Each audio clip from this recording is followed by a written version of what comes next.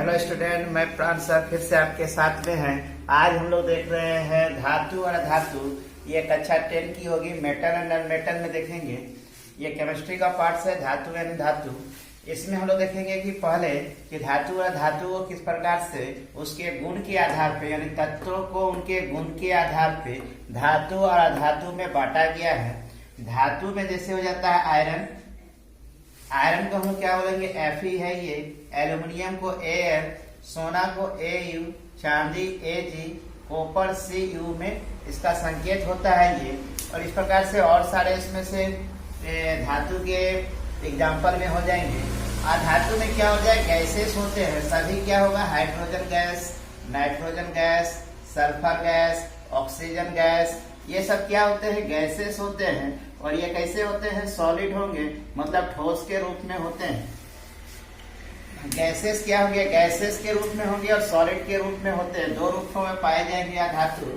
इसमें कोई धातु और धातु में उसके गुण के आधार पे हम लोग इसको अंतर में देख सकते हैं, समझ सकते हैं कि धातु और धातु में क्या अंतरे होते हैं, जिसमें हम ज्यादा अच्छा से और समझ सकते हैं धातु और अधातु को। पहले देखते हैं धातु में। धातु क्या होती है, चमकदार होती है। धातु की अपनी एक चमक होती है, जबकि अधातु में चमकदार ये चमक नहीं होती है इसके जैसे धातु की तरह। लेकिन कुछ अपवाद है कि धातु की तरह आयोडीन जो है ये धातु की तरह चमक में आता है। तो ये एक अपवाद है इसका, चमक होते हुए भी ये क्या है, अधातु में आ जाता है।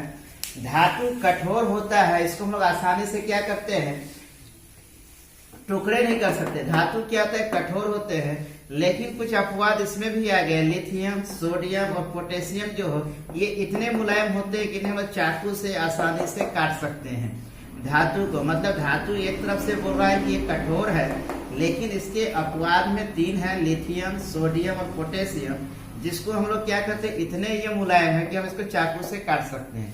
जबकि अधातु कठोर नहीं होते हैं। लेकिन इसमें भी एक अपवाद है, हीरा।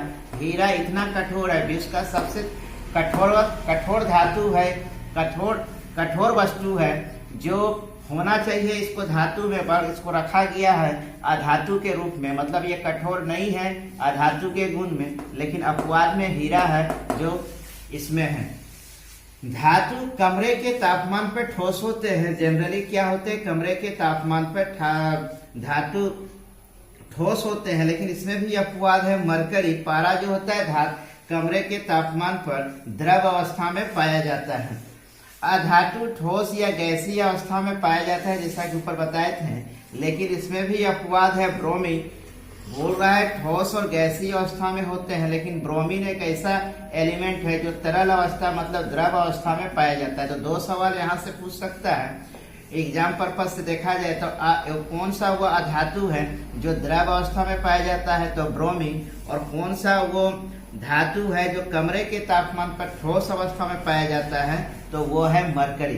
इसमें ध्यान दीजिएगा, ये अधातु वाला हो गया ब्रोमीन और धातु का पारा। तो दूसरा हम लोग अंतर देखते हैं कि धातु में आघात वर्धनिया पाया जाता है। मतलब इसको धातु को पीट कर पतली चादर के रूप में परिवर्तित किया जा सकता है। हम लोग इसको पीट के चादर बना सकते हैं, जबकि अधातु आघात वर्धनिया नहीं होती है। इसको लोग पीट के चादर के रूप में नहीं बना सकते। अगर पीटेंगे तो ये टुकड़े हो जाएंगे, भंगूर हो जाएंगे, टूट जाएंगे।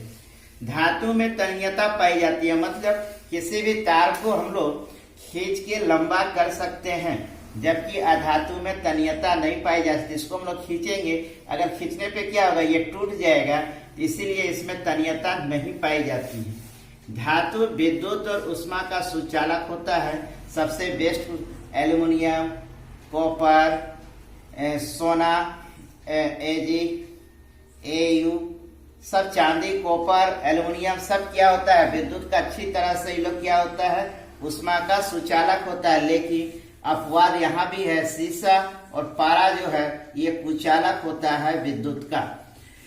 अधातु विद्युत और उष्मा का कुचालक होता है। लेकिन यहाँ भी अपवाद है, ग्रेफाइट जो विद्युत का सुचालक होता है। ग्रेफाइट आता है अधातु में, ये विद्युत का क्या है, सुचालक होता है। ग्रेफाइट कहाँ होगा, पेंसिल में देखते हैं ग्रेफाइट को हम लोग पेंसिल का जो आगे वाला हिस्सा जिसमें लिखते हैं, ये वाला हिस्सा क्या कहलाता है? ग्रेफाइट होता है।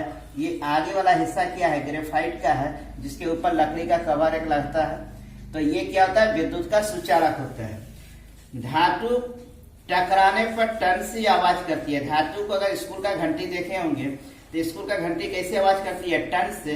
तो ये धातु की अपनी गुण होती है कि धातु टकराने पे ये टन सी आवाज होती है, अधातु टकराने पे आवाज टन सी नहीं करती है। तो ये था धातु और अधातु का भौतिक गुण था ये। इसको हम लोग भौतिक गुण में डालेंगे। रासायनिक गुण अलग होते हैं, रासायनिक गुण को हम लोग दूसरे टॉपिक में देखेंगे, दूसरे ये में देखेंगे। ये सब भौतिक गुण है धातु और अधातु के। तो हम लोग मिलते हैं नेक्स्ट वीडियो में, जहाँ हम धातु और धातु के रासायनिक गुण के बारे में बात करेंगे। तब तक के लिए थैंक्स।